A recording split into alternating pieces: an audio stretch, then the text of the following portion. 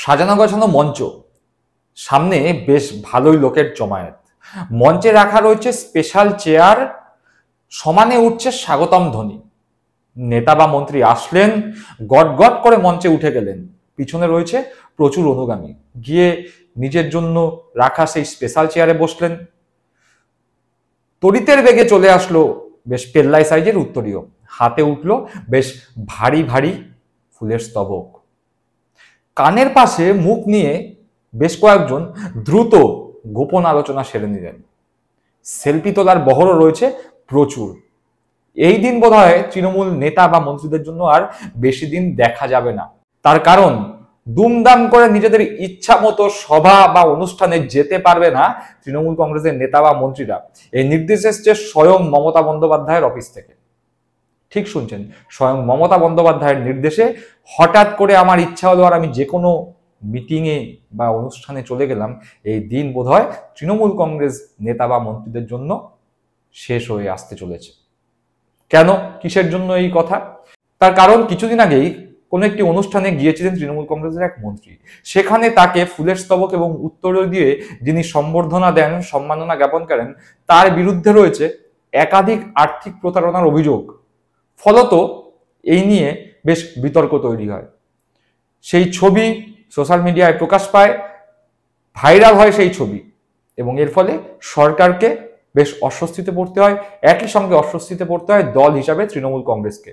তারপরেই নড়ে চড়ে বসে তৃণমূল কংগ্রেস, পশ্চিমবঙ্গ সরকার। এই খবর মমতা বন্দ্যোপাধ্যায়ের কাছেও পৌঁছায়।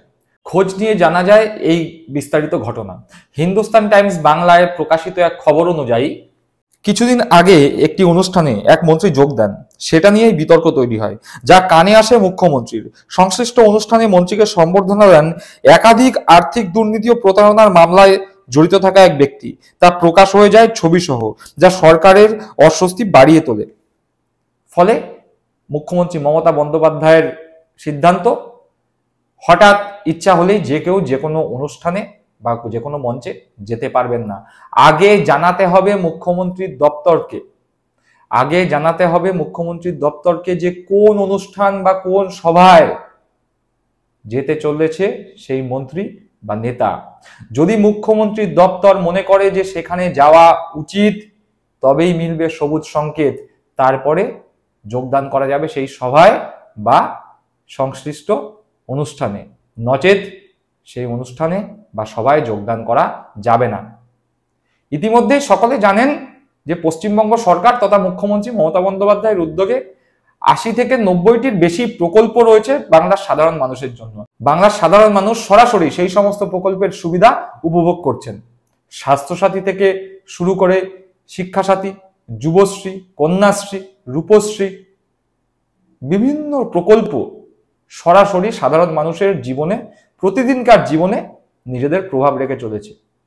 ফলে তৃণমূল কংগ্রেস সরকার যে মানুষের জন্য কাজ করে চলেছে তা অস্বীকার করার কোনো জায়গা নেই। কিন্তু কোনো নেতা বা মন্ত্রী যদি কোনো রকম খোঁজ না নিয়ে কোনো বিতর্কিত ব্যক্তি বা আর্থিক দুর্নীতির সঙ্গে জড়িত থাকা ব্যক্তির সঙ্গে যান, কথা বলেন, ছবি তোলেন, এবং সেই ছবি যদি সোশ্যাল মিডিয়ায় পোস্ট হয়ে তা ভাইরাল হয়, তাহলে তৃণমূল কংগ্রেসের এই যে বিরাট কর্মযজ্ঞ, মানুষের জন্য যে বিরাট প্রকল্প, সেই প্রকল্পের দ্বারা যতটা সুনাম অর্জন হয়েছিল, সেই সুনাম শুধুমাত্র একটি বা দুটি অনুষ্ঠানে গিয়ে ছবি তুলে তার ফেসবুক বা হোয়াটসঅ্যাপে চালিত হয়ে সেই সমস্ত সুনাম নষ্ট হয়ে যাওয়ার জন্য যথেষ্ট।